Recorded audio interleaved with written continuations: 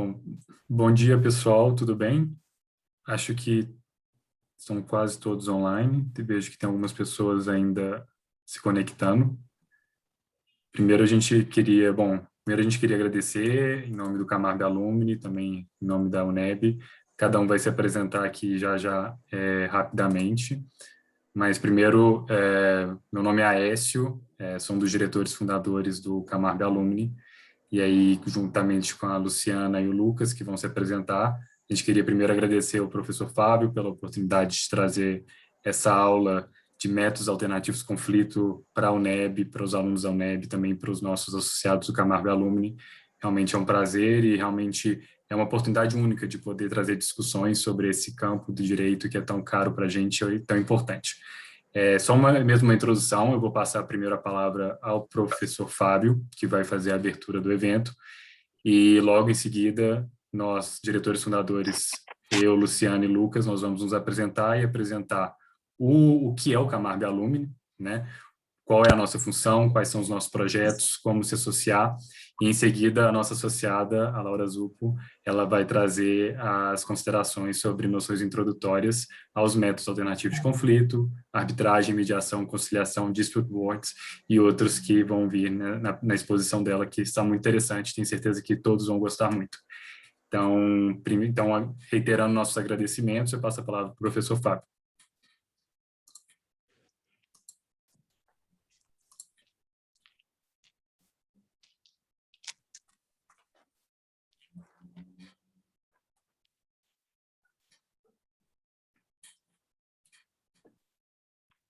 Acho que o professor Fábio está com um problema de conexão.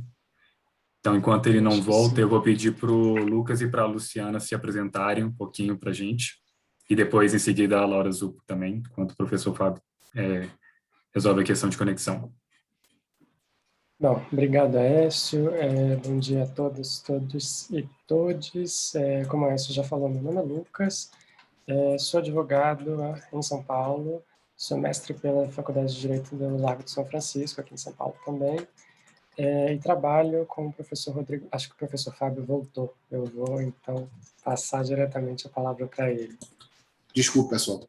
Imagina, que professor. eu hoje, por exemplo, eu tive dificuldade até de dar aula. Eu pensei que o problema, na verdade, era o Google Meet, só que agora que eu percebi que o problema é minha internet aqui de casa. Ela que está oscilando e caindo de quando em quando. Então, agora, por exemplo, ela me derrubou.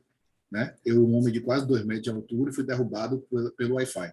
Você vê que são coisas absolutamente alheias, né? Sem problema, professor. Pois é. Então, desculpem aí, voltei agora. E eu estava falando o seguinte, uma das coisas que mais chama atenção no momento atual é esse contraponto entre necessidades e possibilidades do sistema jurídico brasileiro. A necessidade que sempre nós tivemos, isso vem de anos, é de cada vez mais entregar uma prestação, seja jurisdicional, seja uma prestação resolutiva de algum tipo de conflito, de forma rápida, segura.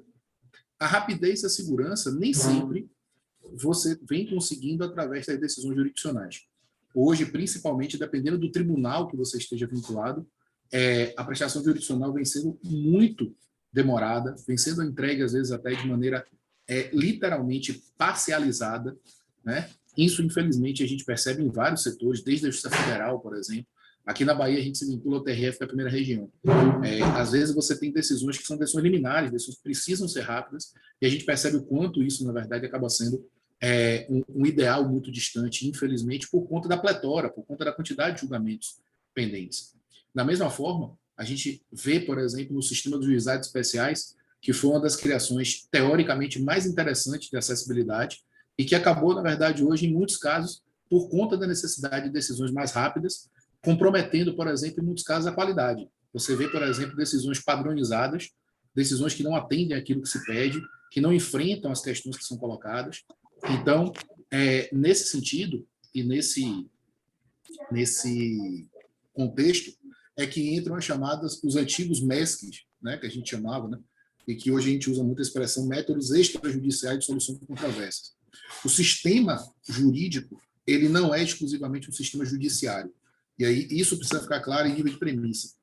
Judicializar as questões é uma maneira de resolver por um terceiro. Mas há todo um conjunto de maneira de resolução que, infelizmente, ainda encontram muita resistência do ponto de vista cultural. A cultura brasileira é uma cultura da litigiosidade. Nós temos uma cultura muito forte na questão da litigiosidade. E, principalmente, a questão da necessidade da intervenção do terceiro. O terceiro precisa ser chamado para muitas atividades. O brasileiro parece que ele precisa de alguém que valide se ele está certo ou errado. Esse alguém pode ser um juiz, pode ser um desembargador, pode ser um pai, uma mãe, um tio, um amigo, um delegado, um policial, o gerente de algum lugar, mas ele precisa de alguém que dê a conotação da autoridade. E isso ainda é um ponto que precisa ser muito combatido. Você só consegue criar uma cultura de solução extrajudicial na medida em que você resolve os problemas de maneira mais efetiva, certo? Falar de caso é interessante, porque minha mulher passa aqui atrás, por exemplo, saindo de casa para isso. Então, fique normal, porque isso aí é o novo normal das aulas e das palestras, né? Então, o que é que eu quero passar para vocês, de fato, em nível introdutório?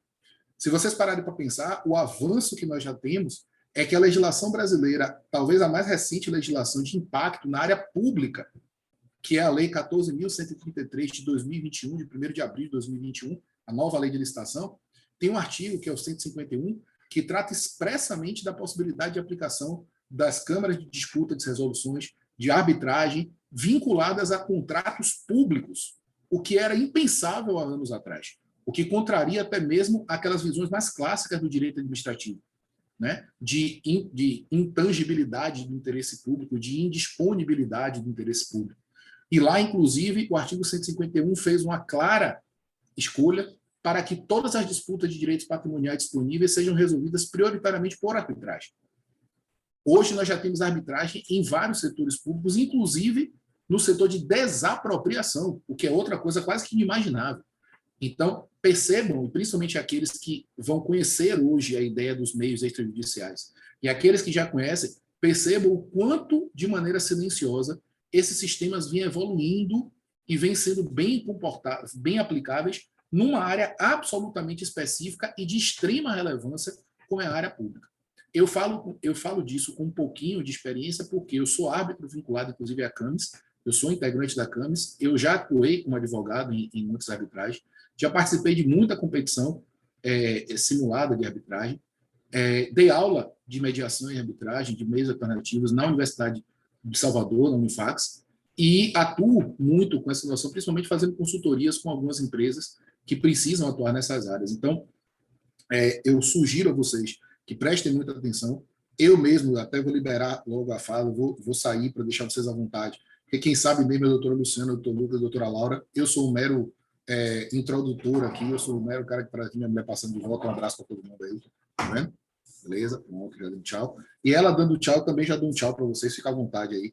Um abraço para todo mundo, sucesso aí no evento, tá bom? Vou liberar vocês aí para vocês ouvir aqueles que efetivamente sabem alguma coisa, tá bom? Um abraço, galera. Obrigado aí pela disponibilidade e sucesso para vocês. Bom, professor Fábio, na verdade a gente que agradece, a gente está muito feliz de estar aqui, agradecemos aí ao UNEB, né, professor Fábio, e nos possibilitar contar um pouquinho de como o professor Fábio falou desses métodos alternativos de solução de disputas, atualmente a gente chama até de métodos adequados de solução de disputa, e eu só para me introduzir um pouquinho do projeto, estava falando, meu nome é Lucas, eu sou mestre pela Faculdade de Direito aqui da Universidade de São Paulo, trabalho com arbitragem, trabalho com o professor Rodrigo Mendes lá da universidade, e atuo exclusivamente com arbitragens e alguns processos de mediação. Eu vou primeiro deixar o Aécio e a Lu se apresentarem, depois a gente apresenta aí a nossa Big Star de hoje, a Laura, que vai contar para vocês um pouquinho sobre os métodos alternativos de solução de disputa, ou métodos adequados de solução de disputa. Então, Lu, se você pudesse apresentar, por favor.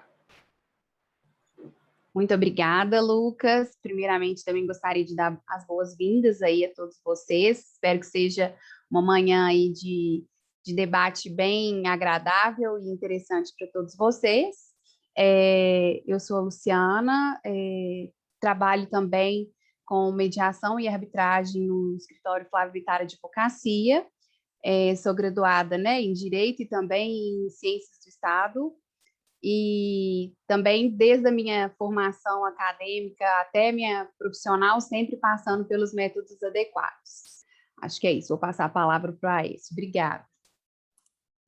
Bom dia, pessoal. Já tinha me apresentado rapidamente. Com a Luciana e o Lucas, eu sou um dos diretores fundadores.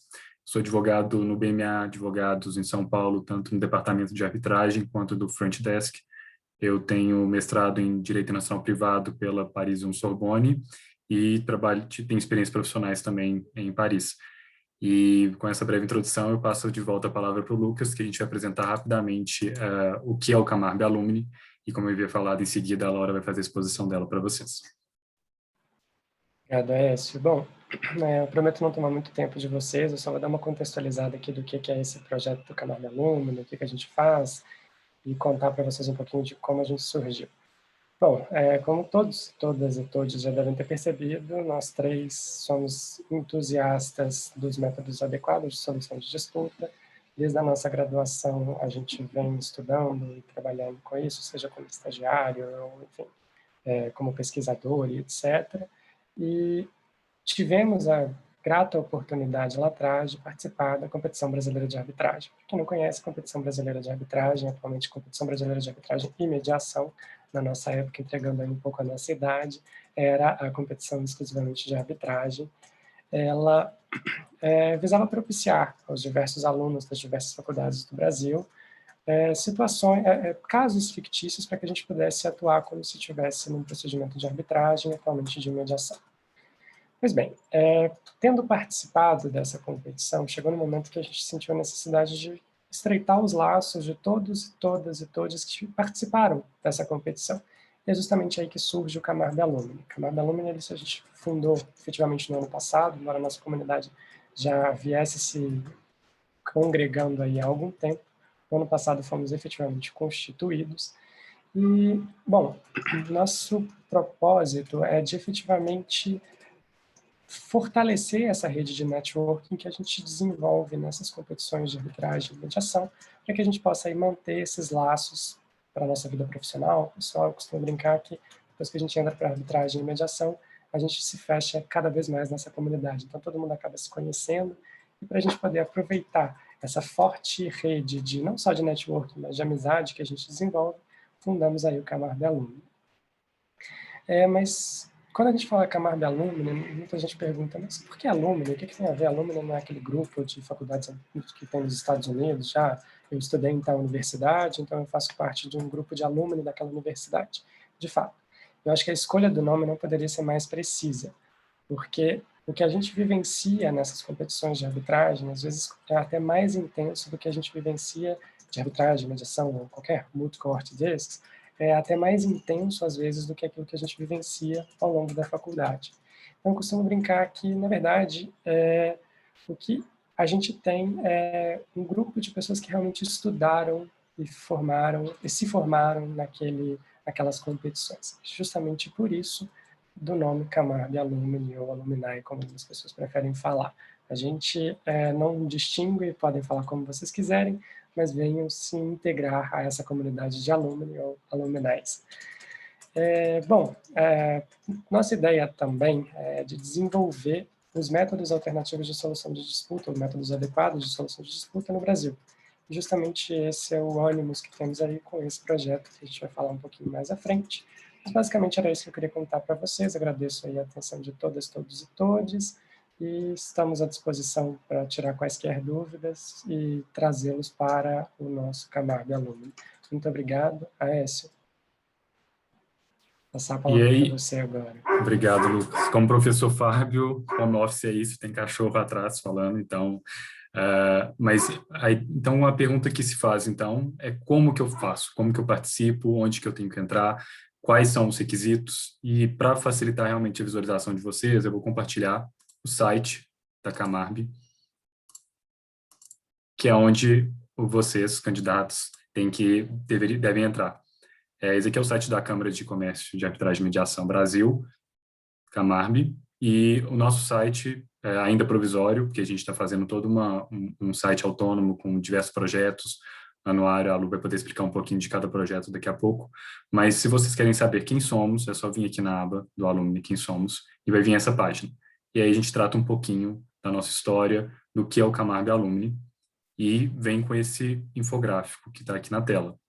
Esse infográfico nada mais é do que esse cartaz, e que explica um pouquinho de quando surgiu, o que o Lucas disse, e mais importante, quais são os requisitos para participação. Então, como a gente quer manter um vínculo de realmente aqueles que participaram da competição de arbitragem e mediação, mas realmente sem limitar, sem tornar algo exclusivo de poucos que chegaram à final, à semifinal, a gente colocou critérios bastante objetivos e simples, de modo que não tem uma avaliação se a pessoa está apta, se tem um currículo bom ou não. Se você preencher esses requisitos, você fará parte do Camargo Alumni.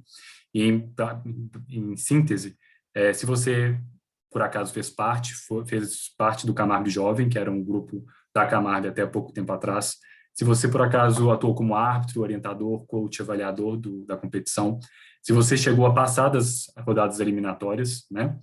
E se você foi membro de uma equipe premiada, que às vezes ganhou premiação de melhor orador, de melhor memorial, se você foi um dos oradores que recebeu esse prêmio, e se, por acaso, você recebeu menção honrosa. Esses são os requisitos. E para se associar, voltando ao site, é só você no Camargo Jovem, Camargo Alumni, e no setor de candidatura. E você vai ver que vai aparecer um formulário que pode ser preenchido bem rápido, com nome, celular, perfil de LinkedIn, credenciais acadêmicas, mini currículo e foto, porque tudo isso vai fazer parte de um anuário que a gente vai colocar no site do Camargo Alumni, porque o maior propósito do Camargo Alumni hoje é dar voz para os jovens estudantes, para os jovens que praticam arbitragem, para que eles também façam e atuem nessa comunidade arbitral, seja fazendo aula, como a Laura está fazendo hoje, nossa associada, participando de evento, publicando artigo, publicando no blog, que a gente vai criar também. Então, esse é um pouquinho do que a gente vai propor. E para participar, além dos requisitos, basta ter uma anuidade bem simbólica, que é R$80 para estudante e R$100 para advogados. E caso você tenha sido membro, ou seja membro do Camargo Jovem, é R$50 por ano. Então, pagou esse ano, só no ano que vem. E você terá que renovar essa anuidade. E a pergunta é por que se associar? E aí eu passo para Lu, que vai falar um pouquinho de todos esses projetos que temos e que o Camargo Alumni se propõe a fazer ao longo desse ano. Muito obrigada, Aécio. Vou tentar ser breve aqui para a gente passar para a apresentação da Laura, mas esses daqui são, o Aécio está projetando aí para vocês, eu vou brevemente falar um pouquinho. Esses são alguns dos projetos que a gente pensou, né, ao criar o Camargo Alumni, iniciando aqui pelos ADRs nas escolas, que é esse projeto, né, que está acontecendo hoje, que nós estamos desenvolvendo junto a outras instituições. Tem também algumas iniciativas diretamente ligadas à competição, para estimular, para dar algum subsídio, para propiciar que os próprios competidores tenham alguma interface com outros competidores, com profissionais da área, tirando dúvidas, criando momentos de interação e mesmo de prática, né, para as competições que a gente colocou aqui. Além disso, capacitações também, através não só de trazer profissionais para debates aqui, né, com as pessoas interessadas, para os nossos membros, mas também criando parcerias com instituições para questões de desconto, questões de bolsa. Então, tudo isso são projetos que a gente, ao longo aí do nosso trabalho, a gente vai tentar desenvolver. Temos também o anuário, que o Aécio chegou a comentar, a conexão com o mercado também, que é um interesse que a gente tem de não só fomentar esse debate da arbitragem, mas também propriamente criar essas conexões propriamente com escritórios de advocacia, eventualmente empresas que tenham interesse em absorver esses profissionais capacitados, né, em arbitragem, mediação e métodos adequados. A gente também quer, quando for possível, né, não só nesse formato online, mas presencialmente também, a gente criar eventos para efetivamente a gente poder colocar em prática esse networking que o projeto tanto estima, né? E, por fim, deixa eu ver se tem também outras iniciativas também nesse intuito educacional, como podcasts, como o próprio canal do YouTube, alimentar com conteúdos, enfim, Esse aqui são algumas das ideias, tá lá no nosso site, se vocês se interessarem, quiserem também propor, aderir ao nosso grupo, trazer alguma iniciativa que vocês já participam ou que têm interesse em desenvolver, é super aberto.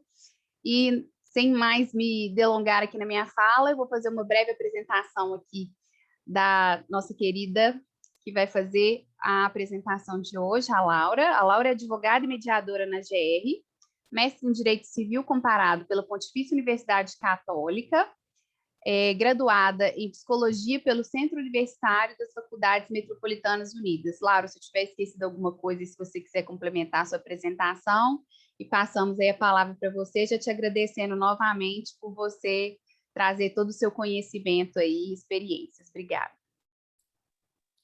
Obrigada, Lu, obrigada, Écio, obrigada, Luz, né, na verdade. Muito bom dia para todos vocês. Pessoal, bom dia. É um prazer imenso estar aqui com vocês, um prazer imenso representar a Camargo Jovem em um dos projetos. E, assim, a ideia aqui é a gente compartilhar, é a gente trocar e juntos a gente construir alguma coisa diferente para um futuro profissional melhor, né? Essa comunidade que o Aécio comentou com vocês, é isso que a gente está aqui fazendo hoje, é construindo essa comunidade para que daqui a alguns anos todos nós nos encontremos e, enfim, possamos conversar e ter perspectivas um pouquinho diferentes daquelas que a gente tem hoje. Eu vou compartilhar aqui com vocês a minha tela e a gente vai começar a conversar um pouquinho sobre as formas de resolução de disputa. Em primeiro lugar, eu quero lembrar vocês, na verdade o Lucas já falou isso na abertura dele, mas eu acho importante a gente retomar, né? A questão de alternativo e adequado. Por que eu não uso nenhuma dessas formas? Porque eu acho que elas são um pouco confusas, mas a semântica delas é um pouquinho diferente. Na verdade, é preferível que se use formas alternativas, porque elas são alternativas entre si, e não adequadas, porque, na verdade, todos os métodos são adequados, né? E aí, o que a gente traz nessa semântica dessa palavra? Uma carga valorativa e ideológica que vai remeter lá para aquela ideia de desafogar o judiciário, então vamos para os métodos adequados. O que não é muito bom em termos de como a gente pode denominar essa nova ideia que a gente está tendo. Então, para não ter problemas, a gente chama de formas de resolução de disputas ou, preferivelmente, de alternativas de disputa. Mais uma vez, é um prazer imenso estar aqui com vocês, então se vocês quiserem, se vocês em algum momento sentirem a necessidade de conversar comigo, fiquem à vontade de abrir o microfone, a gente vai ter um tempo de conversar no final, mas assim, não tenham problemas, eu consigo ver o chat aqui, se vocês quiserem mandar alguma colocação que vocês queiram durante a apresentação, depois a gente retoma também, tá? O espaço é de vocês, a aula é de vocês, então fiquem à vontade. Hoje, qual que é a nossa proposta aqui? Essa é a nossa agenda, tá? A gente vai passar aí por um panorama geral no Brasil, dar uma olhada como é que tá a situação, né? O que a gente tem disponível hoje para que a gente, enfim, não olhe, como o professor Fábio falou, só para o judiciário como alternativa, né? Dentro disso, a gente vai olhar para 3 cenários, né? Dos métodos autocompositivos, e dentro do método autocompositivo a gente vai falar um pouquinho sobre negociação, conciliação, mediação, advocacia colaborativa e ombuds. Nos métodos híbridos, que estão ali nesse meio desse caminho, a gente vai falar um pouquinho de dispute court, e nos métodos heterocompositivos a gente vai passar certamente pelo judiciário e pela arbitragem. Por fim, a gente vai falar de responsabilidades e desafios do advogado hoje, né? No Brasil, como é que a gente tem em relação a toda essa agenda que a gente passou. Quero dizer para vocês que essa listinha, ela não é limitante, tá bom, pessoal? Aquele rol não taxativo. Aqui a gente só realmente fez um recorte metodológico para a gente conseguir tratar de algumas coisas e passar por coisas muito importantes para quem está tendo o primeiro contato e para quem quer se desenvolver ainda mais nessa área. Muito bem. Sobre o nosso primeiro tópico, a gente vai falar aqui sobre o panorama geral do Brasil. O que a gente encontra, né? Nessa linha que vocês podem ver, horizontal, no eixo X, a gente vai do ponto zero, que é onde as partes realmente têm um maior controle da decisão, né? A decisão vem delas, até o momento onde elas não têm mais esse controle e a decisão é imposta a elas por força. que a gente encontra nesse nosso caminho? 2 grandes quadrantes que vocês podem ver aqui. E aí, eu quero que vocês tenham em mente que é uma construção. A gente sai de uma preocupação com os interesses dessas partes e chega aonde fatos e direitos são o que realmente são considerados para que seja proferida uma decisão. Quais são as possibilidades que existem hoje no Brasil em relação aos meios autocompositivos? A gente vai de uma conversa informal até uma advocacia colaborativa. Nesse meio, a gente encontra a negociação, conciliação, ombuds e a advocacia colaborativa e a mediação. Nesse meio, a gente vai encontrar essa possibilidade híbrida.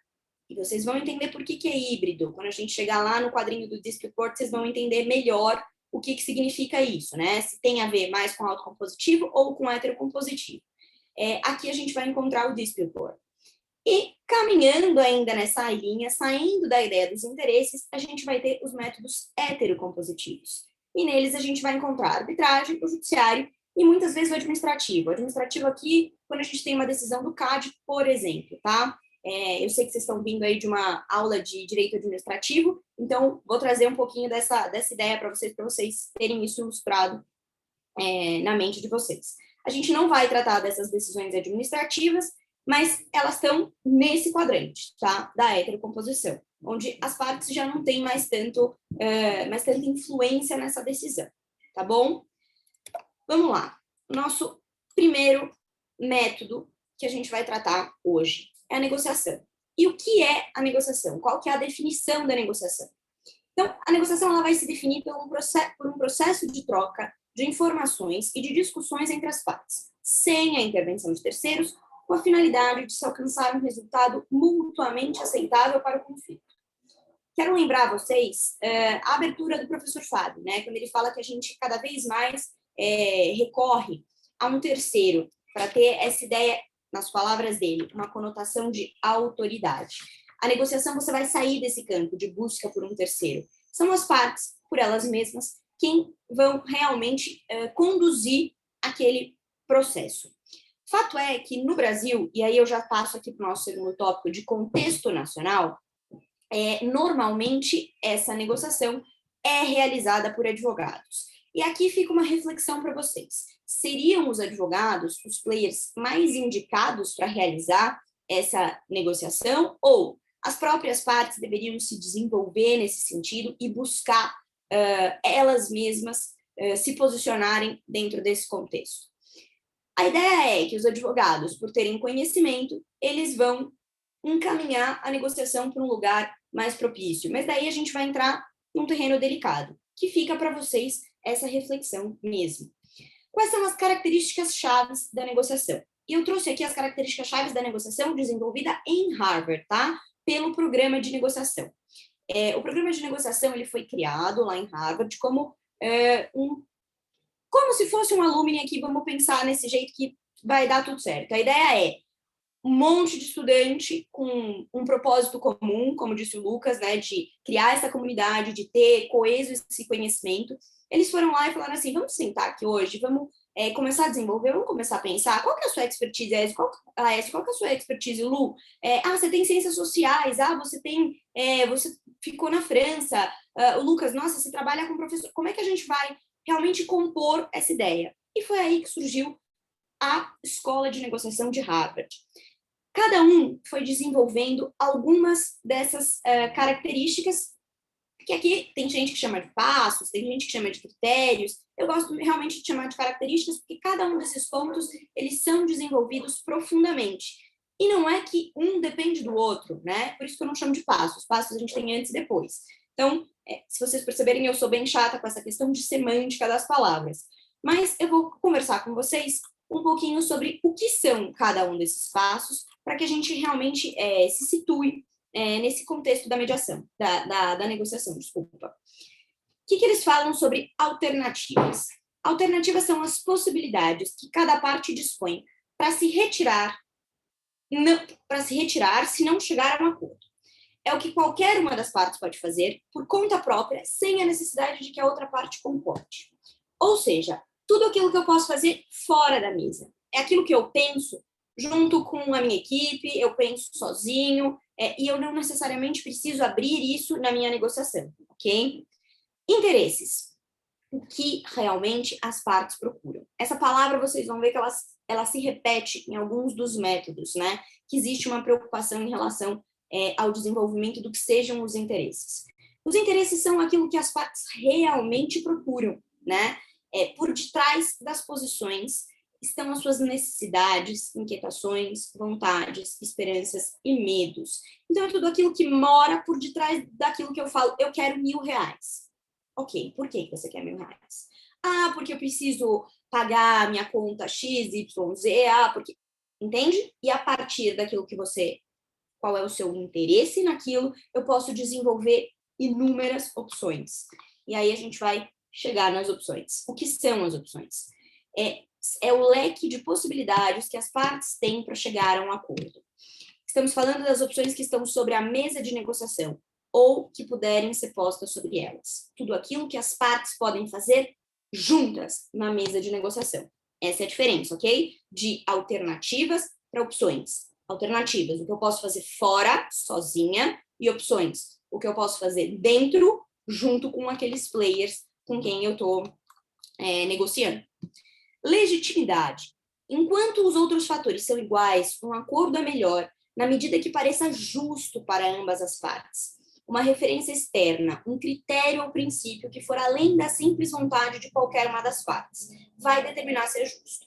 A ideia de legitimidade aqui, ligada com critério, tá bom, eu quero uma compra e venda desse carro, mas você está pedindo 1.000 por quê? Aonde você baseou o seu 1.000? Ah, não, meu 1.000 vem da tabela FIPE. Ótimo. Meu 1.000 vem de uma legislação XYZ. Bacana. Então, você tem um critério. Você está tendo ali uma ponderação aonde existem essas coisas, tá? Compromissos. Os compromissos são ajustes verbais ou escritos que especificam o que cada parte vai fazer ou vai deixar de fazer. Os compromissos podem ser traçados durante o curso de uma negociação ou podem ser incorporados durante um acordo atingido no final da negociação. Ah, Laura, eu comecei a negociar, mas assim, eu não cheguei no meu objeto final. Eu parei ali, digamos, a gente só conseguiu acordar sobre a cláusula 1 e 2. Ótimo, você conseguiu acordar sobre a cláusula 1 e 2. Faça um compromisso sobre essas cláusulas. Você não precisa ter resolvido todo o seu contrato. Mas assim, quando ele fala durante o curso da negociação, em qualquer momento você pode firmar compromissos. Mas não deixe de considerar esses outros elementos que a gente viu antes. Se encaixar tudo bonitinho, ótimo, a gente segue. Comunicação. Enquanto outros fatores permanecem iguais, um resultado será melhor se for obtido com eficiência e sem perda de tempo e esforço. A negociação eficaz requer uma comunicação efetiva e bilateral. O que isso quer dizer? Que eu preciso conversar com a outra parte. Quando eu falo que eu não tenho um terceiro, quando eu falo que as partes por elas mesmas conseguem negociar, isso pressupõe que elas se conversem. Ter um terceiro intermediando essa relação vai fazer com que a gente caminhe para uma outra definição teórica sobre métodos alternativos. Então, nesse momento, a comunicação ela é essencial. E aí você pode desenvolver métodos de como se comunicar melhor. Isso aqui não quero que vocês entendam, não, ok, eu preciso falar o básico. Não, você realmente precisa ter uma comunicação efetiva, eficaz, que vá funcionar. E, por fim, o último critério, a última característica dessa negociação em Harvard é o olhar para a relação. Uma negociação terá produzido um melhor resultado sempre que as partes tenham melhorado a sua capacidade para trabalhar em forma conjunta, ok? Então, a ideia eu conseguir manter aquele, por exemplo, fornecedor. Então, eu tenho um contrato de prestação de serviço ou de entrega de coisa, enfim, deu um problema, mas eu ainda quero continuar recebendo, mas eu ainda acho que ele é um player fundamental ali no meu negócio. Então, eu realmente preciso prezar por essa relação. Esse é o método da negociação, tá? Claro, muito, muito, muito resumido, ok? Por que eu trouxe para vocês essa ideia já de posição e interesse? A gente trabalhou, não sei se vocês lembram, aqui, né, quando a gente fala de interesse, já surge essa ideia do que é. Então, eu trago aqui para vocês uma construção.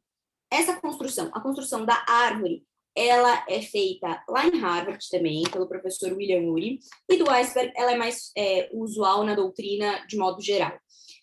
Ambos representam as mesmas coisas, tá? As teorias são as seguintes: você sai de um topo, onde você não consegue enxergar muito bem o todo, e aí você está falando de posição, e você vai cada vez mais fundo, a sua investigação ela é cada vez mais profunda, e aí sim você vai chegar no verdadeiro interesse por trás daquilo que você está realmente buscando. No iceberg, a ideia eu tenho muito mais coisa por baixo do que aquilo que eu simplesmente vejo como uma questão muito pontual. E na árvore, a gente vai chegar nas raízes dela, né? O que está por baixo da terra, aonde eu enxergo o que cresceu ali, qual que é a questão latente sobre aquilo. Muito bem. Trazendo essa ideia de posição e interesse, a gente vai começar a discutir os outros métodos alternativos de resolução de conflito. O segundo método que a gente vai ver aqui é a conciliação. A definição da conciliação, diferente da definição da negociação, que tem uma definição mais pronta, lapidada, a definição da conciliação ela pode ser feita a partir de 3 ideias. E quais são essas ideias? A primeira delas tem a ver com o vínculo relacional. Lá no CPC, no 165, parágrafo 2º, vocês vão encontrar essa definição que eu tô querendo, que eu trago aqui para vocês agora. Vínculo relacional.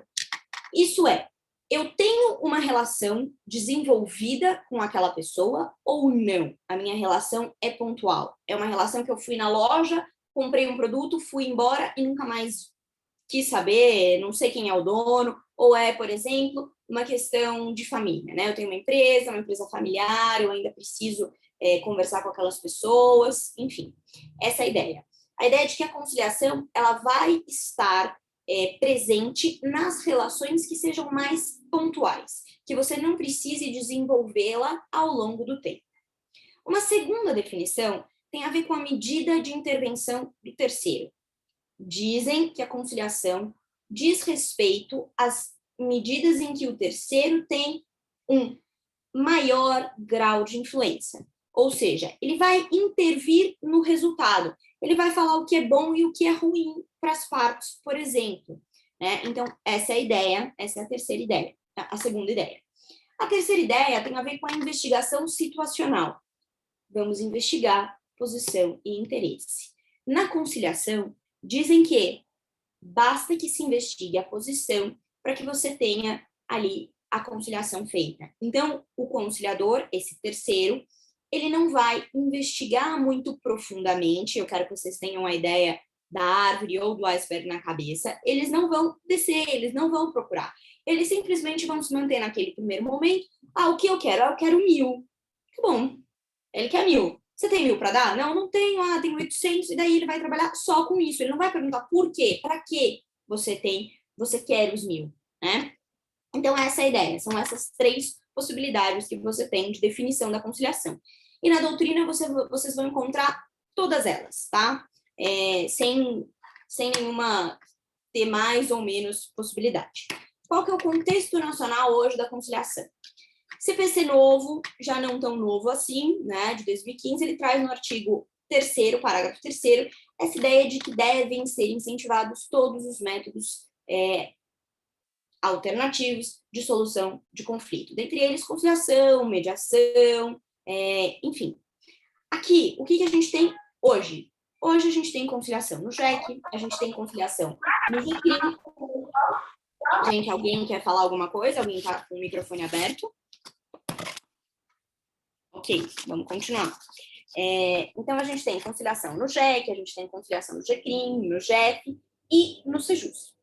Sejus, que para quem não sabe, ele é o Centro Judiciário de Solução de Conflitos e Cidadania, tá? Veio aí com a resolução do CNJ, quando começaram a refletir sobre o Instituto da Mediação no Brasil. Então, no Sejus que a gente faz o quê, Laura? A gente faz mediação, a gente faz conciliação. A gente faz os dois, tá? E aí, a gente vai definir um ou outro a partir dessas definições que a gente viu agora sobre conciliação. Se for um, a gente caminha para a definição da conciliação, se for outro, a gente caminha para a definição da mediação. Quais são as características chaves da conciliação? é uma negociação assistida por terceiro que encaminha as partes. O terceiro, ele pode olhar para aquelas características da negociação de Harvard e aplicar aqui na conciliação. Pode. Ele pode simplesmente intervir um pouquinho mais e não utilizar tanto daquelas características. Também pode. Então, aqui a gente tem essas características marcantes. Superada a ideia da conciliação, a gente vai caminhar para a ideia da mediação. O que é a mediação? A mediação é a atividade técnica exercida por terceiro imparcial, sem poder decisório, que, escolhido ou aceito pelas partes, as auxilia e estimula a identificar ou desenvolver soluções consensuais para a controvérsia. Essa definição é a da lei de mediação. Tá? Se vocês forem lá, vocês vão encontrar a lei, se vocês forem na lei 13.140 de 2015, vocês vão encontrar essa definição. O que chama muito atenção nessa definição? Atividade técnica, terceiro imparcial sem poder decisório. Aqui a gente tem uma outra questão que vai ter uma divergência entre doutrina de definição da mediação e definição da mediação legislativa, que é a questão desse terceiro ser escolhido ou aceito pelas partes, tá? Porque essa questão da aceitação vai ferir um ponto lá que a doutrina traz sobre essa capacidade que as partes têm e possibilidade de escolher o mediador. E, enfim, esse terceiro ele vai estimular a identificar ou desenvolver soluções. Muito bem. Como é que está isso hoje no Brasil? Mesma coisa da conciliação. Lá no terceiro do CPC, você vai encontrar esse olhar muito amplo para esses métodos e essa possibilidade sendo criada dentro do contexto nacional. E hoje a gente tem uma fase de consolidação do Instituto da Mediação, né? Então, como eu disse, a Lei 3.140 ela é de 2015, ela ainda está demandando bastante reflexão crítica sobre como algumas dúvidas que surgem na aplicação dessa lei, na melhor interpretação dela, ou se na prática ela funciona daquela maneira. A gente trouxe muito da experiência argentina para cá, para o Brasil, mas o legislativo não contemplou algumas questões, como, por exemplo, admissibilidade, né? Como critério de admissibilidade, essa colocação da sessão de mediação ou de conciliação prévia ao judiciário. Mas, enfim, é um momento de consolidação, muita reflexão sobre o Instituto, é isso que eu quero que vocês guardem, tá? E momento de crítica mesmo, de olhar para aquilo e ver se aquilo realmente está se encaixando no nosso contexto. Quais são as características chaves da mediação? Por que eu escolheria a mediação? Porque a mediação é flexível.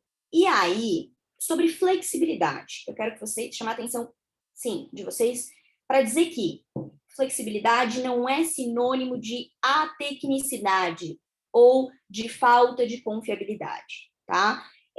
Flexibilidade, nesse contexto, quer dizer que o mediador vai poder conduzir as sessões sem ter necessariamente uma forma prescrita na lei, só isso, tá? Ele pode e tem uma técnica de condução, ele tem ferramentas que a gente vai ver num próximo slide. Então, a ideia de ser flexível não é ser de qualquer jeito, tá? Aqui você vai ter uma comunicação direta, e aí eu quero que vocês lembrem daquela linha que a gente viu naquele eixo X, lá no começo, uma comunicação como autocompositiva, como maior controle das partes, tal como na negociação, as partes elas precisam se falar, essa comunicação precisa ser estimulada e desenvolvida, tá? Sigilo e previsibilidade do resultado. Previsibilidade do resultado não quer dizer que eu já sei o que vai ser ali, eu já sei, vai ser o que eu quero. Não é isso. Previsibilidade eu cheguei até determinado ponto, mas eu não estou satisfeita, não é isso. Ok, eu posso me retirar. Essa é a ideia, né? De que eu, tendo conhecimento de como é que está caminhando aquele procedimento, de como é que está caminhando aquele processo, eu posso ou não me retirar dele. Mediador. Quem é o mediador, gente? Qualquer pessoa de confiança das partes, independente da formação. Vocês vão ver que isso vai se repetir na arbitragem, então já tenham isso em mente. O mediador ele pode ser quem você escolher para ser mediador. Só que a gente vai primeiro ver as ferramentas, mas depois a gente vai ver a questão das escolas, da escolha deles, E aí que entra essa questão do só que. Eu vou analisar criteriosamente para saber da onde vem, qual é essa formação desse mediador, para saber se ele realmente cumpre os requisitos ali daquela minha demanda. Mas vamos lá. Primeiro a gente vai ver um pouquinho da caixa de ferramentas do mediador, né? O que o mediador pode usar nesse procedimento flexível? Muito bem. Ele vai trabalhar com a questão da escuta ativa, do acolhimento das partes, da validação de sentimentos. Ele vai ter uma construção de uma agenda, e essa agenda ela é sim formal, ela não é fixa, mas de fato ela conduz os trabalhos. Tem a possibilidade do mediador fazer reuniões privadas com cada uma dessas partes, essas reuniões privadas se chamam cálculos. Ele pode usar elementos da língua portuguesa, como por exemplo a paráfrase, para reformular aquilo que foi dito, né? A comunicação não violenta ela entra sim como ferramenta do mediador e não como forma de encaminhamento, né? Porque o desenvolver da comunicação não violenta é melhorar a comunicação entre as partes para que seja eficaz. A questão de trabalhar com questionamentos, perguntas abertas, perguntas fechadas, perguntas reflexivas, circulares, como é que funciona cada uma dessas perguntas? O que eu espero obter? Né? Como é que é, no final, aonde eu vou chegar perguntando isso? É isso que eu quero? Eu estou investigando interesse. Então, para eu chegar no interesse, qual é a pergunta que eu preciso fazer? Eu posso fazer uma pergunta que eu demore 1 hora para ter a resposta, ou eu posso fazer uma pergunta muito mais assertiva e ter treinado para isso e chegar na resposta em 15 minutos, né? Então, você tem uma sessão também de brainstorming para construir a questão das opções. Lembram das opções? O que eu posso fazer na mesa de negociação junto com aquela parte? Eu não preciso trazer aqui as minhas alternativas, porque se eu já me dispus a sentar naquela mesa, eu realmente preciso trabalhar o que eu tenho de opção, que eu vou realmente, qual caminho eu tenho para seguir junto com aquela parte. Você tem uma sessão de pré-mediação, que é uma sessão de explicação de tudo isso aqui que a gente está falando. Olha, não é flexível, assim, assim, assim. Você vai situar as partes para que elas realmente entendam aquele contexto. Você vai ter a possibilidade da checagem. Olha, eu estou ouvindo de você que você está com uma necessidade assim, assim, assim. É isso mesmo? Você precisa receber em 30 dias? Ou você tem uma possibilidade de dilação maior de prazo, mas você quer receber à vista? O prazo está menor, mas a tua forma de pagamento está fixa. E assim sucessivamente. Você vai checando ali, né? E você vai avaliando o resultado com um teste de realidade. Tá, mas eu estou vendo aqui seu balanço financeiro. Você vai conseguir cumprir isso que você está falando? É isso mesmo? Me explica um pouquinho melhor. Um processo reflexivo, o que isso quer dizer? Na mediação, existe a possibilidade de você ter, basicamente, vamos pensar assim, uma salinha de espelhos, né? Que fica uma equipe por trás daquela sala, assistindo a mediação, como é que está se desenvolvendo aquele processo, né? E ele vai falar para você, no final, é claro, né? Nessa ideia de supervisão, sem as partes. Olha, eu acho que você deveria ter feito um questionamento mais assertivo, ou você deveria ter validado aquele sentimento, você não deixou a parte ficar equilibrada, e assim sucessivamente. Então, por que da caixa de ferramentas? Para que vocês entendam que essa flexibilidade, ela tem uma importância e uma relevância muito séria, tá? Então, não é a tecnicidade, tá? Se alguém perguntar e sair daqui falando isso, eu vou ficar muito brava com vocês. Então, vocês me ouviram falar uma vez disso, vocês nunca mais vão esquecer. Depois disso, eu quero que vocês entendam daquela questão de independente da formação do mediador, né? Pode ser qualquer um. Ok, mas é muito importante você analisar de onde vem esse mediador. Por quê? Porque, Laura, não basta ter a confiança? Sim, mas vai servir para o meu conflito?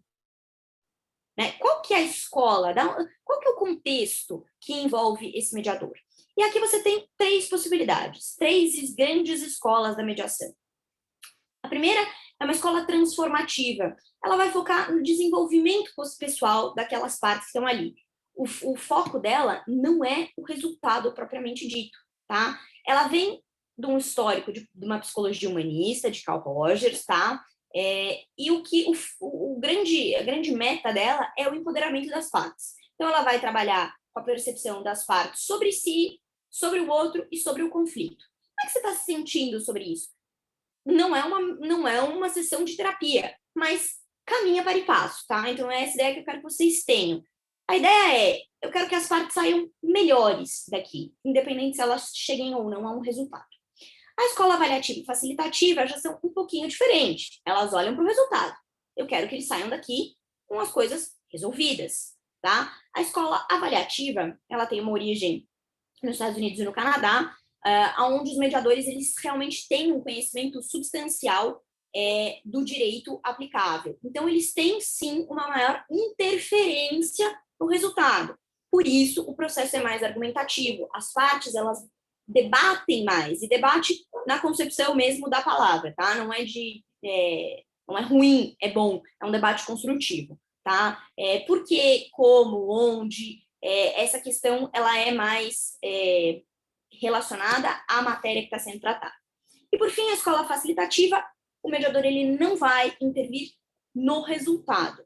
Ele vai simplesmente encaminhar com perguntas, mas ele não vai se posicionar, né? Porque, apesar dele ter conhecimento, né, enfim, ter as ferramentas para desenvolver o procedimento, muitas vezes ele não é um expert para realmente falar sobre aquele determinado assunto.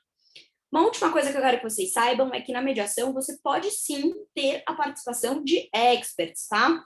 Se as partes concordarem, elas podem trazer alguém para falar sobre aquele determinado conflito, para falar se vai para um lado, vai para o outro. E isso é muito importante naquela sessão de brainstorming que a gente falou, né? De trazer opções. Então, a partir de um cenário, a gente cria opções em cima dele. Então, aqui a gente fecha essa ideia de mediação. Então, não esqueçam da importância que se tem dessa análise prévia desse perfil, de tudo isso, para que a gente ajuste realmente aquele caso que a gente está encaminhando para mediação, às necessidades que podem ser sanadas pelo mediador que a gente escolheu. A gente caminha para mais um método alternativo dentro daqueles autocompositivos, que é a advocacia colaborativa. A advocacia colaborativa é uma abordagem voluntária, interdisciplinar, extrajudicial, não adversarial, de administração de conflitos pautada no diálogo, transparência e boa-fé, onde as partes, com a ajuda de uma equipe, se comprometem com a não litigância e com a busca de uma solução benéfica para o conjunto de todos os envolvidos no conflito. O que eu quero que vocês grifem aqui? Não litigância, tá? Por quê? Explico. A cláusula de não litigância, que está aqui como característica-chave, é o que, de fato, possibilita a advocacia colaborativa tal qual ela se encontra hoje. No Brasil, a gente não tem uma determinação legislativa sobre ele, mas a gente tem uma prática desde 2013 e a gente tem uma capacitação e formação de profissionais pelo Instituto Brasileiro de Práticas Colaborativas, tá? Que é ligado com o Instituto também americano, onde foi desenvolvido pelo querido professor Stuart Webb, lá na faculdade ainda lá de Minnesota. A ideia aqui com essa cláusula de não litigância, os advogados que assistem às partes, eles se comprometem em não continuar ao lado desse cliente, caso o conflito não seja resolvido pela advocacia colaborativa. O que a gente tem de diferente na advocacia colaborativa? Não é aquilo que a gente faz? Poxa, eu sou uma advogada colaborativa. A advocacia colaborativa, ela conta com uma equipe multidisciplinar, tá? Então, você vai ter um financeiro, um advogado, um psicólogo e um mediador, para resolver um único conflito, né? Então, essa ideia de multidisciplinaridade caminha para aquilo que a gente tem de colaboração profissional, que é essa ideia das tabelinhas aqui, né? A colaboração enquanto o resultado final importa para todo mundo, o que difere um pouquinho da cooperação, que todo mundo faz um pouquinho, mas assim, o final pode ser que o que o Aécio e a Lu ou o Lu fizeram não vai fazer muita diferença. Aqui não, aqui tudo faz diferença. Aqui eu preciso falar com o financista, preciso falar como é que tá. Declaração de imposto de renda dessa família, tá tudo bem? Tá, dá para fazer um acordo? Não dá? É realmente um esforço conjunto. Esse advogado não chegou num resultado, ele vai passar para um colega que faça o litígio. Ok? Muito bem. Aqui a gente caminha para a última forma, hoje exposta por mim, de solução autocompositiva, que é o ombuds. A definição vem do sueco, quer dizer representação. É uma forma não adversarial de correção de políticas públicas de uma entidade. No Brasil, são as ouvidorias. E casou muito com a ideia de que vocês estão aqui numa aula de direito administrativo, né? O contexto nacional hoje também é uma fase de consolidação do Instituto. Existe a lei da ouvidoria 14.360 de 2017 e a possibilidade de empresas privadas criarem as suas ouvidorias próprias, né? É aquele 0800 que você liga para reclamar. Só que aqui no setor privado, no setor público, nas entidades, o que acontece? Eles têm alguns princípios que regem ali a atuação deles. Dentre eles, aqueles que vocês estudam em direito administrativo: transparência, independência, imparcialidade e sigilo. E eles vão ter que te responder, ok? Eles têm um processo que, no final, eles respondem para vocês como é que foi resolvida aquela questão que você trouxe. Chegamos nos métodos híbridos. E hoje aqui a gente vai falar um pouquinho de dispute board. Também na ideia aqui de muito presente hoje no direito administrativo. Como vocês vão ver e vocês vão desenvolver o porquê. Qual que é a definição? São organismos independentes compostos por 1 ou 3 membros, geralmente estabelecido mediante assinatura ou início da execução de um contrato de médio ou longo prazo, para ajudar as partes a evitar ou superar quaisquer divergências ou litígios que possam surgir durante a execução de contrato. Hoje, como é que a gente tem isso? Enunciado 49, proferido durante a primeira jornada de prevenção de solução de litígios, ele vai remeter lá ao artigo 3º do CPC, lembra? Da conciliação e da mediação? Ele vai colocar o dispute board naquele contexto, de ser estimulado igualmente. Hoje as leis municipais já estão caminhando aí para que as entidades públicas também possam participar desses dispute boards. São Paulo e BH já têm essas leis promulgadas e estão aí sendo, enfim, seguidas. Nós temos a lei de licitações, que o professor Fábio também citou, só que lá no artigo 38, né, no segundo, vocês vão encontrar essa definição de comitê, né, de que as disputas realmente podem ser resolvidas através desses comitês. E você tem um projeto de lei do Senado, tá? 206 de 2018, ainda está em tramitação. Quem sabe a gente tem a aprovação dele. Quais são as características chaves do dispute board? Contratos de engenharia civil, construção, contratos longos, porque a gente tem aquela ideia de médio e longo prazo, tem muitas coisas para você fazer, forma de contratação, forma de solução de conflito, forma de execução, tudo isso dentro de um contexto bastante longo. Então, a gente precisa realmente de uma intervenção progressiva e prévia da disputa, que é isso aqui que tem uma característica muito importante do dispute board, tá? A ideia é um acompanhamento periódico em relação à relação contratual, né? Você tem uma produção de uma documentação que a gente chama de viva, né? Se você realmente precisar sair de um método híbrido e ir para um método heterocompositivo, por exemplo, você já vai ter a construção durante esse caminho, durante esse longo percurso de construção civil, várias outras intercorrências e decisões que possam ter sido fruto dessa formação do comitê. Modalidades. Modalidades, a gente tem 3 modalidades, tá bom? DRB, DAB e CDB. A ideia uma é prévia, vai analisar o contrato antes, durante a sua execução, está acontecendo a relação contratual, estou olhando para ele, estamos precisando de um ajuste aqui. A gente vai emitir uma opinião, a gente não vai emitir uma decisão vinculante, mas essa opinião vai ser válida ali para as partes concordarem ou não. Se elas não concordarem, elas vão poder se manifestar, elas têm um prazo para fazer isso, tá? E se elas não fizerem isso dentro desse prazo, vai se tornar vinculante. Mas aí ia depender de cada regulamento escolhido para aplicação naquele contrato. O DAB já traz a ideia de ser vinculante. A decisão tomada por aquele comitê, ela é vinculante. As partes têm que se submeter a ela. Caso as partes discordem, elas podem ir para a arbitragem, elas podem ir para o Poder Judiciário, mas aquela decisão ainda vai ter validade até que o Judiciário ou os árbitros suspendam a eficácia daquela decisão que o comitê chegou. E você tem esse meio do caminho, que é o comitê combinado, que ele pode ter decisões opinativas e decisões vinculantes, tá? E aí vai depender do que as partes realmente quiserem. Eles podem consultar aquele comitê ou eles podem pedir realmente um posicionamento das partes. Esse comitê ele foi criado, foi pensado pela Câmara de Comércio Internacional lá em 2004, que é a ACC, que vocês podem ver aqui, porque no contexto internacional de construção, de engenharia civil, de como a gente precisa de muitos players, fornecedor, etc., fazia sentido, tá? Para que aquilo fosse mais ágil, realmente. Chegamos nos métodos heterocompositivos, e hoje a gente vai apresentar o judiciário e a arbitragem. O que eu trago aqui para vocês, gente? Números. E como vocês podem ver aqui que está uma bolinha, são os números de casos novos só em 2019, tá? Essa aqui é a última atualização que a gente tem. O ano base funciona igual ao imposto de renda, tá, gente? Ano base é o outro que se colocou no 2020. Então, esses são os números de 2019. Alarmante, né? No mínimo, é essa palavra que eu posso usar aqui com vocês.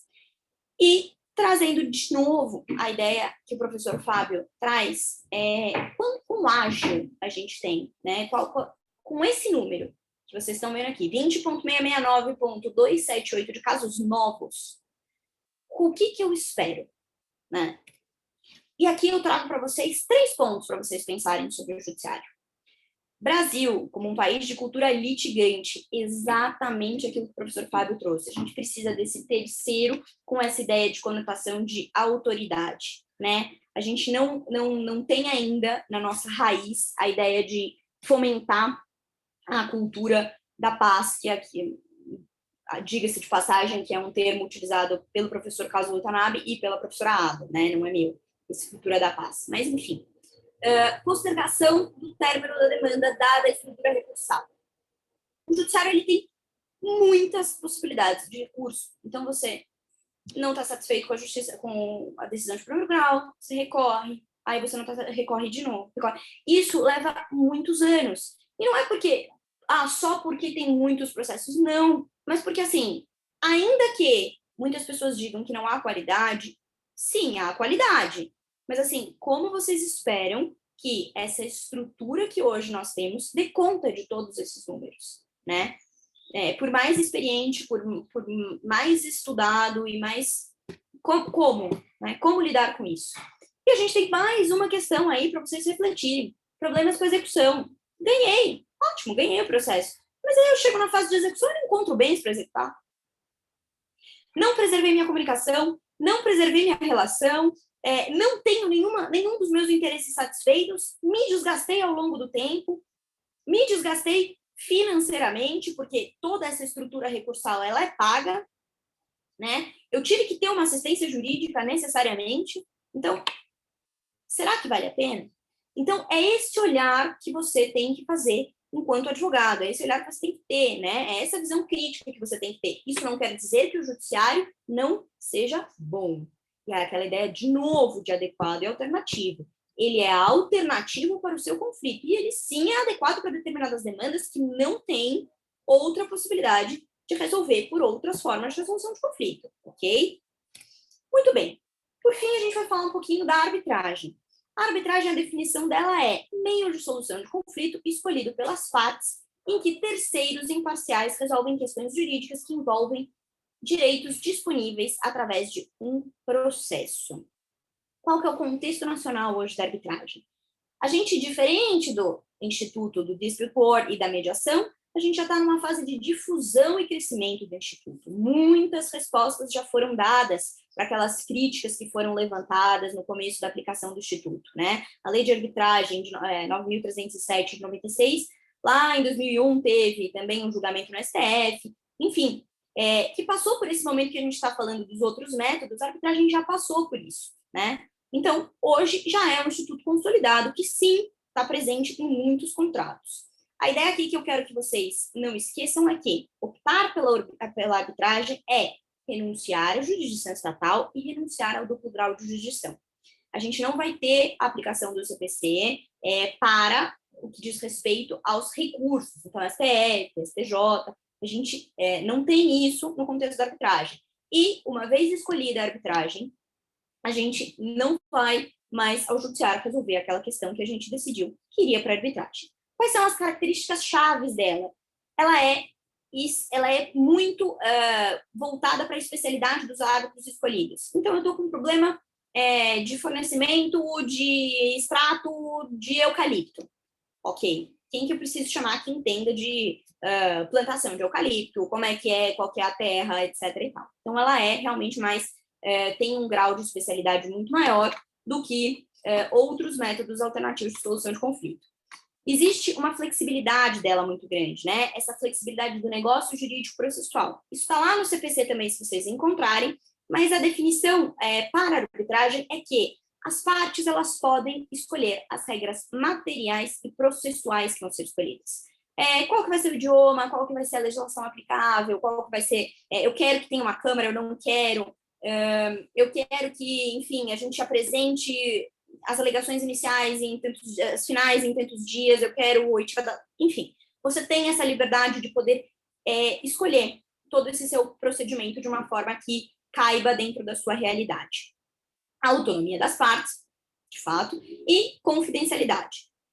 Quem é o árbitro, Laura? Qualquer pessoa de confiança das partes, independente da formação. E daí, aquele mesmo olhar crítico que você vai ter para o mediador, você vai ter para o árbitro. Esse árbitro vai realmente contribuir para a minha demanda? Né? Como é que eu olho para isso? Laura, quem e o que pode ir para a arbitragem? Aqui a gente vai falar sobre arbitrabilidade subjetiva e objetiva. Quem pode se valer da arbitragem? Toda e qualquer pessoa capaz de contratar. E a capacidade a gente busca lá a definição de direito material no Código Civil, no artigo 1º. Toda pessoa é capaz de direitos e deveres da ordem civil. Então, aqui a gente está falando de uma aptidão de ser titular, que é diferente de uma possibilidade de exercer o direito, né? Então, vocês vão lá no artigo 1º do Código Civil, vocês encontram quem pode se valer da arbitragem. O que pode ser objeto da arbitragem? Direitos patrimoniais disponíveis. E a doutrina ela traz diversas possibilidades aqui, né, dessa definição. De transacionabilidade, livre disponibilidade, patrimonialidade, o que cabe aí, né? Então, a ideia é a exceção, né? O que não pode ser. É melhor a gente trabalhar hoje com a exceção do que com aquilo que pode ser. Pode ser, exceto direitos da personalidade, estado da pessoa, questões mais íntimas da pessoa que realmente tem a vontade de ter uma demanda arbitrada. Como eu contrato uma arbitragem? E aí vem a ideia da convenção de arbitragem. Eu tenho duas possibilidades de contratar arbitragem. Ou por cláusula compromissória, ou por compromisso arbitral. Qual a diferença desses dois? A cláusula quer dizer que já existe uma cláusula inserida num contrato firmado entre as partes, prevendo que eventuais disputas surgidas daquele contrato serão resolvidas por arbitragem. Ok? O conflito ainda não aconteceu. Eu só previ a forma de resolução daquela disputa, caso ela venha a acontecer. O compromisso arbitral, por sua vez, se não houver contrato, ou se no contrato não constar cláusula compromissória, ainda assim é possível optar pela arbitragem, desde que observados os requisitos legais previstos no artigo 10 e 11 da Lei de Arbitragem. Então, é um documento em que se concorda levar a disputa à arbitragem. Vocês já têm a disputa, só que você e as partes, vocês olharam para todo esse PowerPoint aqui que foi apresentado e falaram assim, realmente acho que o melhor é a arbitragem, pelas características que eu observei, etc. e tal. Então, vamos firmar um documento. Esse documento é o que a gente coloca aqui de compromisso arbitral, depois que a disputa já existe. Por fim, pessoal, eu quero que vocês olhem para todo esse caminho que a gente percorreu e coloquem ele aqui nessa escada, né? No momento em que a gente vai da prevenção, passa pela negociação, traz um avaliador neutro, uma decisão não vinculante, uma decisão vinculante, uma litigação. Para chegar lá em cima, hoje, a ideia é que se passe por todos esses caminhos, né? Por todos que realmente se suba uma escada. E não se pretenda de um diretamente para o outro. Você tem possibilidades. E, dentro dessas possibilidades, surge a ideia da combinação desses métodos que vocês viram hoje, né? Para determinada situação específica. E aí surgiu a doutrina falando sobre cláusula escalonada. Escalonada por quê? Escalonada porque eu escolho um método antes do outro, ok? Então, nessa escadinha, eu escolhi, por exemplo, a negociação como primeiro, depois eu venho para a mediação, depois eu vou para a arbitragem. Tudo isso numa sequência. Se não der certo um, eu vou para o outro e vou para o outro. Qual é aqui eu chamo muita atenção de vocês, para a redação dessas cláusulas, tá? Deve ser feita uma discussão super cuidadosa em relação a como eu vou escalonar, tá? Se faz sentido para aquele conflito, isso é muito importante vocês terem em mente, e como eu vou redigir a minha cláusula, tá bom? Por fim, para terminar aqui nosso bate-papo de hoje, vamos falar de responsabilidade e desafios do advogado. Diante de todas essas formas de resolução de conflito, o que o advogado que está se formando ou que acabou de se formar deve ter em mente?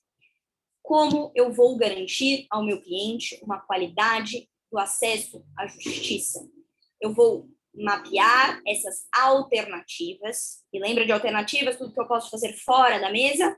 Muito bem. Então, você vai mapear essas alternativas com números, tá? Então, aquela é uma falácia, falar que advogado não gosta de número, não gosta de matemática, você precisa, sim, calcular e mostrar para o teu cliente que vale a pena, por que vale a pena, e proporcionar para ele a melhor experiência possível, que alcance os interesses dele e que, de fato, resolva o problema que ele tem, tá? Aqui eu acho que trago como política pública adequada a inclusão na grade do direito, né, que é um grande passo, né, que no ano passado a gente já tem essa possibilidade que vocês estão experimentando hoje aí na faculdade de ter uma intervenção, né, direta nesse processo do advogado. Muitos advogados já formados não tiveram esse contato, não sabem o que são essas formas de alternativas de resolução de conflito, né? Eles conhecem o judiciário, e é o judiciário que eles conhecem.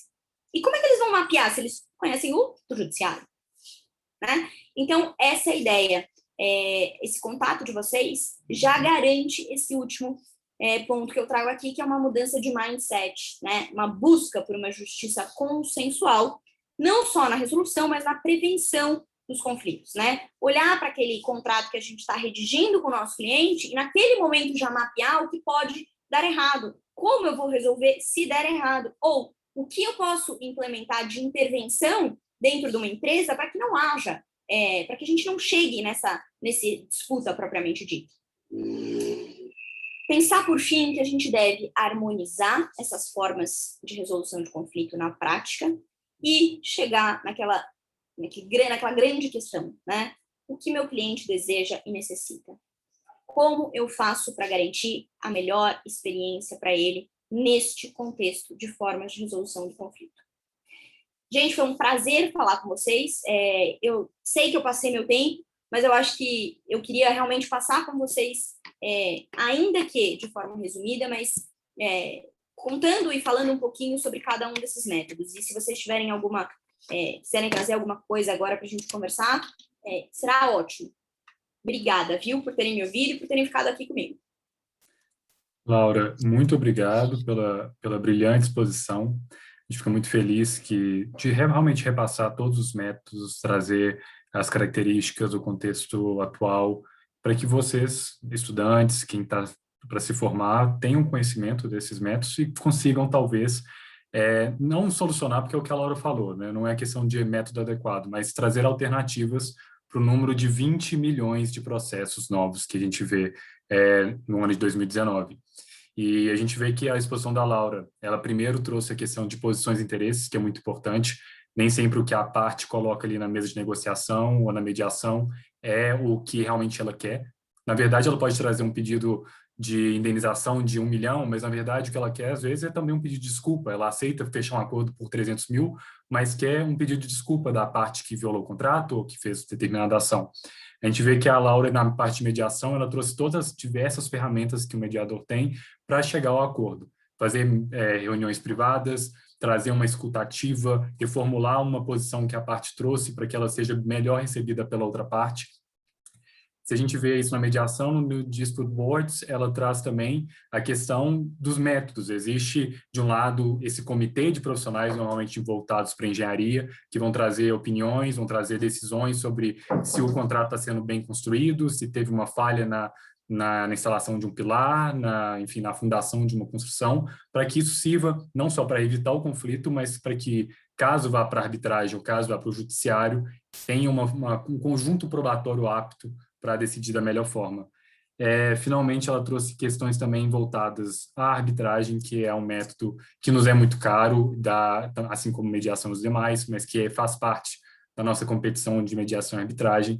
E o Camarbe Alumni está aí, né, Lucas e Luciana, está aí como uma rede de integração dos participantes, dos membros, para que vocês façam parte, se vocês têm interesse de participar, que vocês precisam de ajuda nessa formulação. Eu sei que vocês já têm uma equipe formulada, mas para redação de memorial, para treinos, e não sei se Luciana e Lucas têm algo a mais para dizer, mas em seguida a gente abre também para eventuais perguntas, para que todos nós possamos responder. Bom, eu tenho pouquíssimo a complementar. Na verdade, queria aproveitar mais uma vez para parabenizar a Laura. Acho que teve uma didática excelente, eu falei com todo mundo aí que o show ia ser dela, e foi um showzaço, sem dúvida. Queria só reiterar, na verdade, o convite para que, enfim, vocês já participam da competição, então nos procurem, venham integrar os nossos diversos projetos, venham participar, porque, enfim, toda essa ideia da competição brasileira de arbitragem e mediação é formar jovens já com essa mentalidade que a gente discutiu bastante aqui hoje, mas jovens que se conheçam, que se apoiem, que formemos essa rede de networking, como eu disse, de amizade, voltada para esse novo mindset, como bem disse a Laura, do direito que a gente precisa desenvolver. Então, eu queria reiterar um convite a todos, todas e todos que tiverem interesse, que já participaram da competição, aqueles que não participaram ainda, gente, participem, muito legal, uma experiência realmente incrível.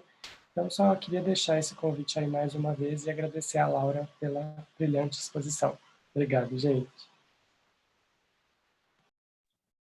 Também, sem mais acréscimo, só mesmo fazer coro aí os elogios à Laura, que realmente foi excelente. Não sei se está acompanhando o chat, que o pessoal gostou muito. E deixar aberto agora para perguntas. Se alguém tem alguma dúvida, quiser direcionar para a Laura, ou mesmo algum debate aqui para a gente, alguma dúvida, fiquem à vontade aí.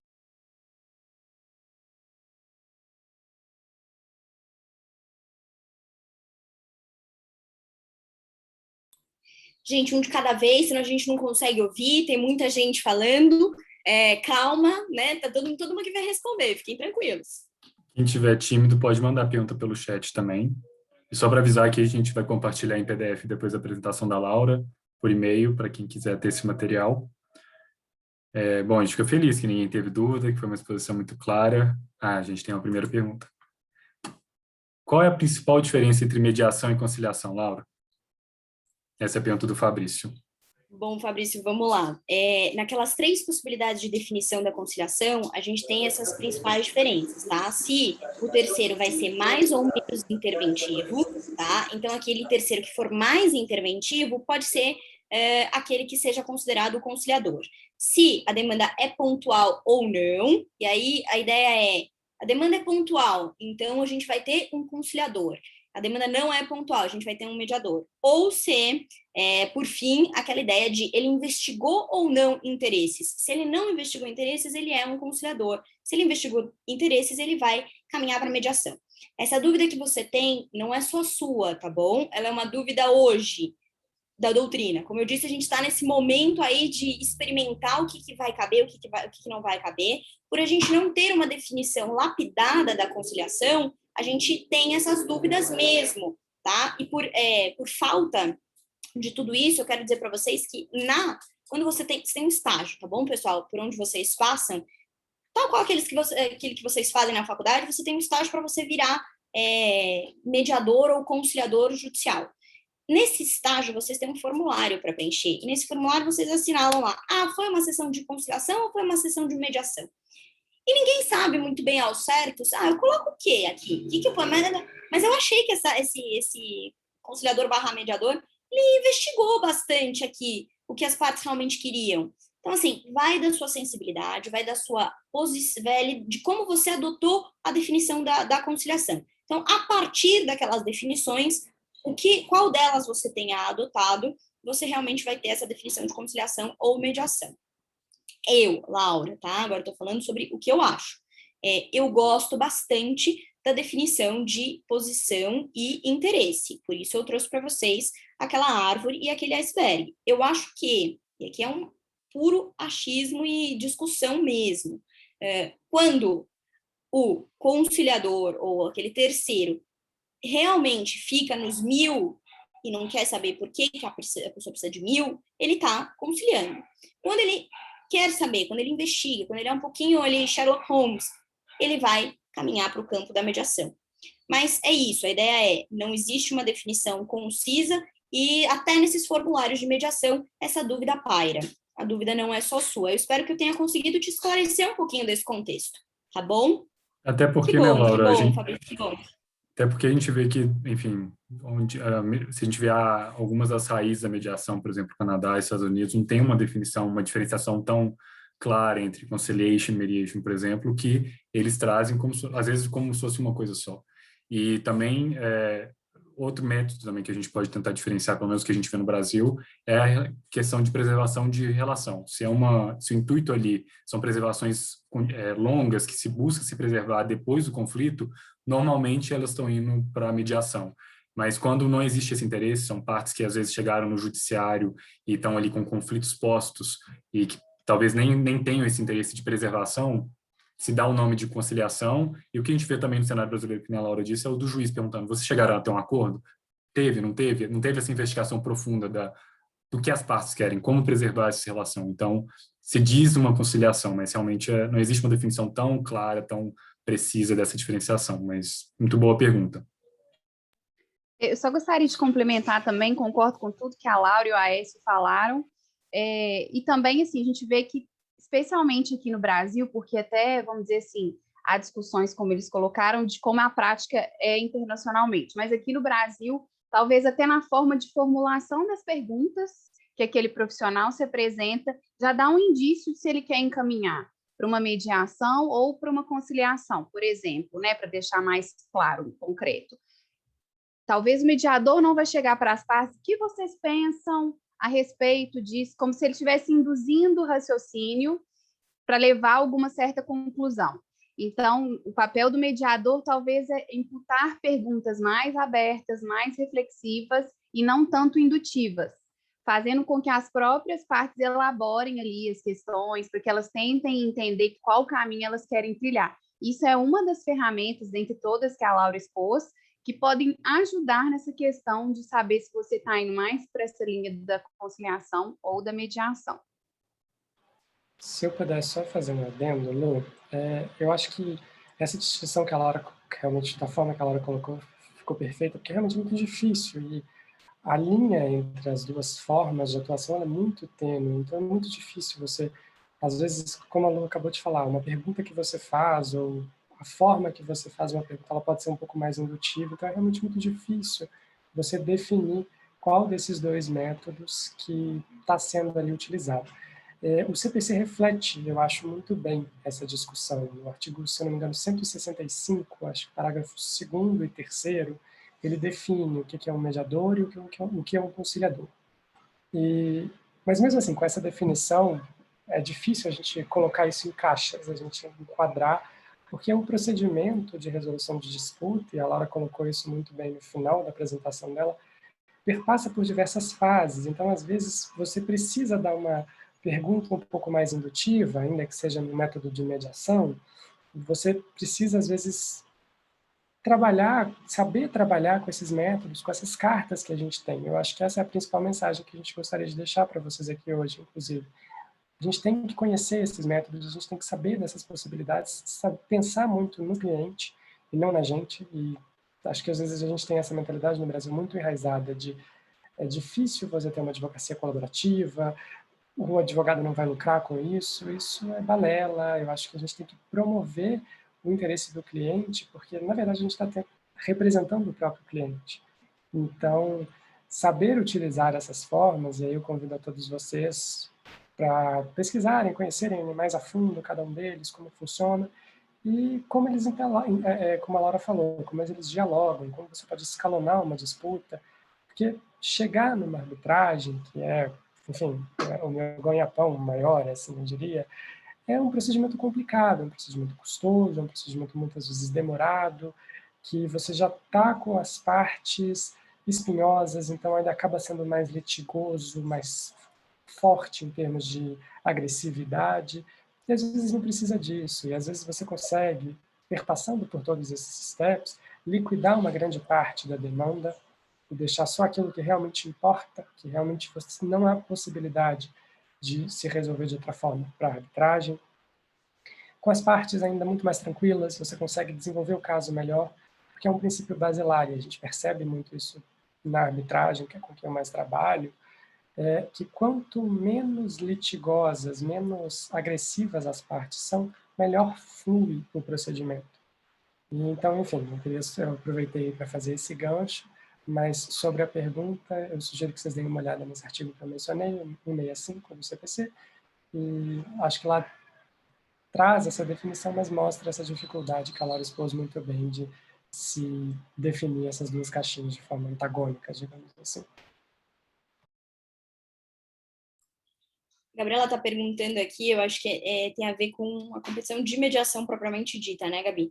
Você está falando que, bom, ela traz a dificuldade de, em determinado tópico, ela parece que empaca, né, e não consegue avançar. Tentamos muito sair das posições, é isso, muito bem. Então, tenta sair das posições e ir para os interesses, mas daí fica com aquele medo de, putz, estou cedendo demais. Como é que eu faço, né, para não ficar tão...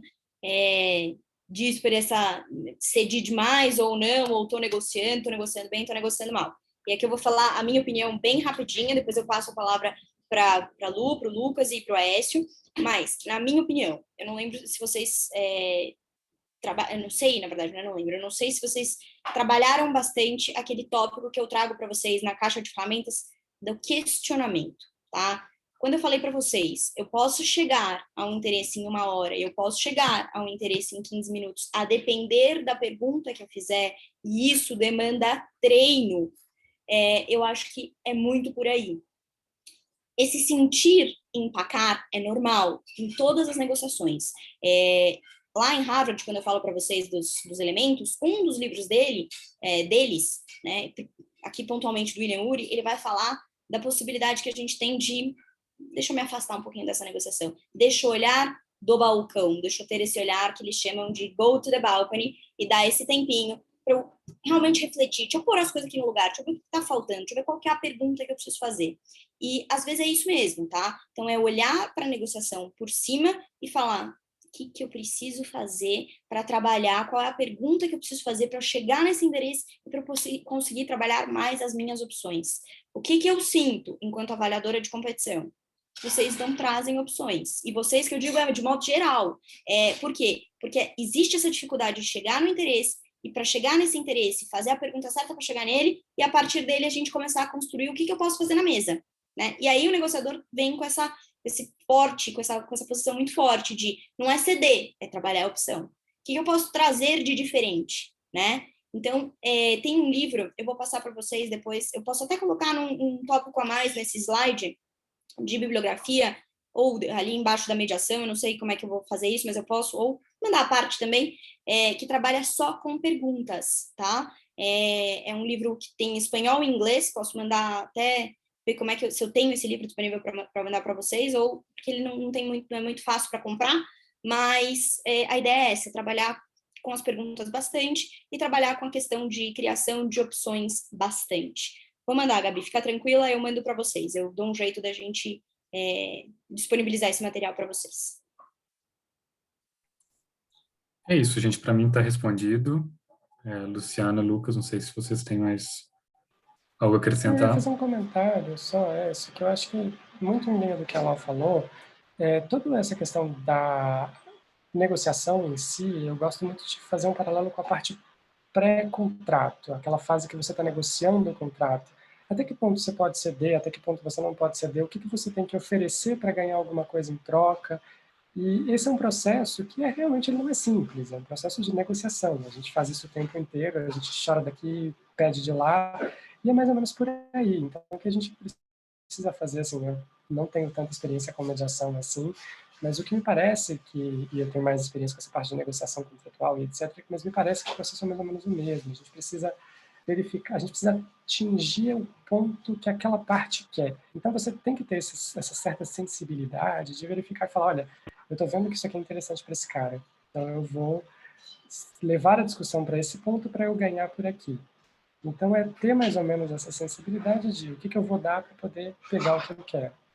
E, às vezes, isso é um jogo mesmo, é um jogo de vários níveis, assim, que a gente precisa trabalhar em diversos aspectos, negociar o contrato como um todo, abrir mão, isso é uma coisa que a gente sempre precisa ter em mente, e pensar, eu acho, naquilo que é mais importante para a gente. O que eu quero que prevaleça, o que eu quero que sobressaia. Eu quero, sei lá, eu quero ganhar o dinheiro, quero a minha indenização, como a Aécio disse, eu quero simplesmente um pedido de desculpa. Mas, tá, e o que eu vou abrir mão? Eu também tenho que pedir desculpa? Ou eu também devo alguma coisa? Será que faz sentido eu pagar também? Vamos compensar, vamos negociar, realmente. Então, eu acho que essas perguntas, elas têm que ser direcionadas. E outro dia eu estava até escutando alguém comentar, fazendo só um paralelo, que essa questão de como é difícil a gente se comunicar quando as coisas estão para se espinhar ou elas já se espinharam. Então, a gente precisa ter uma comunicação muito tranquila, eu acho que a gente precisa saber como a gente vai formular as nossas perguntas, como a gente vai contestar, isso é muito importante, porque às vezes você tem interesses conflitantes. Então, se você faz uma pergunta que direciona que dá uma certa conotação negativa, isso pode ser muito ruim para você. Então, esse tipo de cuidado também eu acho que é muito importante de se tomar, acrescentando aí o que a Lau falou. Mas acho que eram essas as ponderações, acho que a resposta da Lau foi impecável. E, bom, não sei se mais alguém tem mais alguma dúvida, alguma consideração.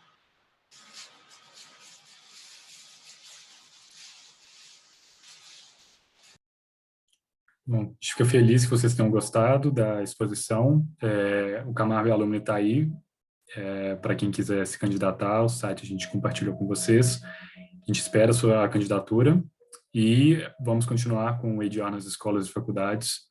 As próximas aulas vão ser ainda com algumas universidades na Bahia, mas estamos olhando, a gente está fazendo parceria com outros estados também. E é isso. Espero que tenham gostado. E qualquer dúvida, qualquer ponto de atenção, pedido de material, podem nos enviar e-mail que vamos responder assim que possível.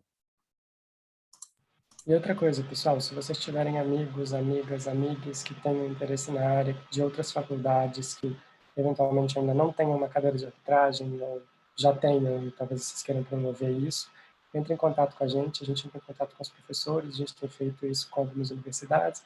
A ideia é que a gente realmente faça esse trabalho de spread the news dos métodos aí, fazendo a ressalva que a Lau falou, com o devido cuidado, adequados de solução de disputa.